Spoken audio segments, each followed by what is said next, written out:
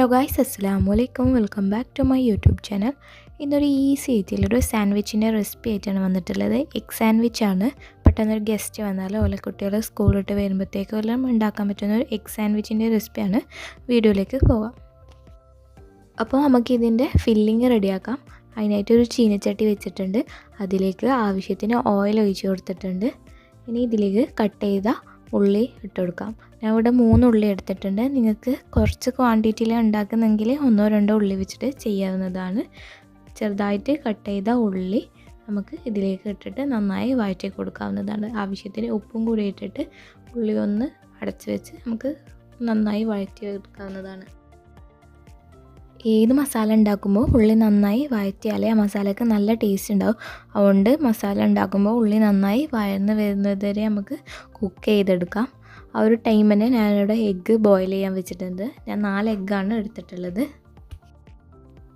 ഉള്ളി ഒന്ന് വഴന്ന് വന്നതിന് തന്നെ അതിലേക്ക് 1/2 ടീസ്പൂൺ ജിഞ്ചർ ഗാർലിക് പേസ്റ്റ് ഇട്ട് കൊടുത്തിട്ടുണ്ട്. ജിഞ്ചർ ഗാർലിക് പേസ്റ്റ് അധികം ആവാണ്ട് നോക്കണം. അധികമായാലും അതിൻ്റെ നല്ലോണം കുത്തലുണ്ടാവും. അതുപോലെ തന്നെ 1 ടേബിൾ സ്പൂൺ ചില്ലി പേസ്റ്റും കൂടി ചേർത്ത് കൊടുത്തിട്ടുണ്ട്. രണ്ടും കൂടി നന്നായി വഴറ്റിയെടുക്കാം. അതിൻ്റെ പച്ചമണം മാറുന്നത് വരെ നമുക്കൊന്ന് വഴറ്റിയെടുക്കാം. ഇനി ഇതിലേക്ക് ചെറിയ 2 തക്കാളിയും കൂടി കട്ട് ചെയ്ത് ചേർത്ത് കൊടുത്തിട്ടുണ്ട്. തക്കാളി വലുതാണെങ്കിൽ 1 ചേർത്ത് കൊടുത്താൽ മതി. അതുപോലെ തന്നെ ഒരു 1/2 ടീസ്പൂൺ കാശ്മീരി ചില്ലി പൗഡറും കൂടി ചേർത്ത് കൊടുത്തിട്ടുണ്ട്. എല്ലാം കൂടി നമുക്ക് നന്നായി മിക്സ് ചെയ്തെടുക്കാം. ഇപ്പോൾ ഉള്ളിയും തക്കാളിയിലും നല്ല സോഫ്റ്റായി വന്നിട്ടുണ്ട്. ഈ ഒരു ടൈം നമുക്ക് ഉപ്പെല്ലാം വേണമെങ്കിൽ ചേർത്ത് കൊടുക്കാവുന്നതാണ്. കുറവുണ്ടെങ്കിൽ നമുക്ക് ചേർത്ത് കൊടുക്കാം. ഇനി ഇതിലേക്ക് ഒരു 1/4 ടീസ്പൂണോളം ഗരം മസാല ചേർത്ത് കൊടുത്തിട്ടുണ്ട്. അതുപോലെ തന്നെ ചെറുതായി കട്ട് ചെയ്ത കറി ലീഫും കൊറിയാണ്ടർ ലീഫും കൂടി ഇതിലേക്ക് ചേർത്ത് കൊടുത്തിട്ടുണ്ട്. എരിവ് കുറവുണ്ടെങ്കിൽ നമുക്ക് കുറച്ച് കുരുമുളകും പൊടിയും കൂടി ചേർത്ത് കൊടുത്തിട്ട് നന്നായി മിക്സ് ചെയ്തെടുക്കാം. നമ്മളെ മസാല ഇവിടെ റെഡി ആയിട്ടുണ്ട്.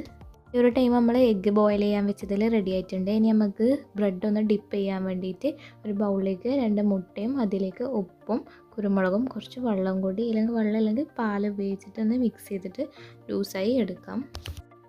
ഇനിയിപ്പോൾ ഈ സാൻഡ്വിച്ച് ഞാനൊരു സാൻഡ്വിച്ച് മേക്കറിലാണ് ഉണ്ടാക്കുന്നത്. നിങ്ങൾക്ക് ഈ ഒരു മെഷീൻ ഇല്ലെങ്കിൽ ഗ്യാസ് സ്റ്റോപ്പിൽ ഒരു ഫ്രൈങ് പാനിലും ഉണ്ടാക്കാവുന്നതാണ്. സാൻഡ്വിച്ച് മേക്കറിൻ്റെ 2 വശം നന്നായി ഓയിൽ സ്പ്രെഡ് ചെയ്ത് കൊടുക്കുക. എന്നിട്ട് ബ്രെഡ് നേരത്തെ ഉണ്ടാക്കിയ എഗ് മിക്സിൽ ഒരു വശം മാത്രം എഗ് മിക്സിൽ ഡിപ്പ് ചെയ്തിട്ട് അവിടെ വെച്ച് കൊടുക്കുക. അതിൻ്റെ മുകളിലേക്ക് നിങ്ങൾക്ക് ആവശ്യത്തിന് നേരത്തെ ഉണ്ടാക്കി വെച്ച മസാല വെച്ച് കൊടുക്കാം. അതുപോലെ തന്നെ കട്ട് ചെയ്ത എഗ്ഗ് നമുക്ക് വെച്ച് കൊടുക്കാവുന്നതാണ്. എന്നിട്ട് മുകൾ വശത്തെ ബ്രെഡും ഒരു വശം മാത്രം ഡിപ്പ് ചെയ്തിട്ട് നമുക്ക് ഇതുപോലെ വെച്ച് കൊടുക്കാം. വീഡിയോയിൽ കാണുന്നത് പോലെ നമുക്ക് വെച്ച് കൊടുക്കാവുന്നതാണ്. ഈ ബ്രെഡെല്ലാം നല്ല ഗോൾഡൻ കളർ ആവുന്നതിന് നമുക്ക് വെയിറ്റ് ചെയ്യാം. മെഷീനിലായതുകൊണ്ട് തന്നെ ലേറ്റ് എത്തുന്നതിനനുസരിച്ചിട്ട് നമുക്ക് മെഷീൻ തുറന്നു കൊടുത്താൽ മതി. ഫ്രൈങ് പാനിലാണെങ്കിൽ ഒന്ന് അപ്പുറം ഇപ്പുറം ഇട്ടിട്ട് നമുക്കൊന്ന് ഗോൾഡൻ കളർ ആവുന്നത് വരെ നമുക്ക് ഈ ഒരു രീതിയിൽ എടുക്കാവുന്നതാണ്.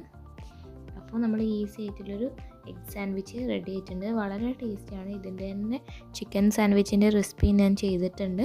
വീഡിയോ ഇഷ്ടമായാൽ ലൈക്ക് ചെയ്യാനും ഷെയർ ചെയ്യാനും സബ്സ്ക്രൈബ് ചെയ്യാനും മറക്കരുത്. മറ്റൊരു വീഡിയോ ആയിട്ട് വരുന്നത് വരെ ബൈ.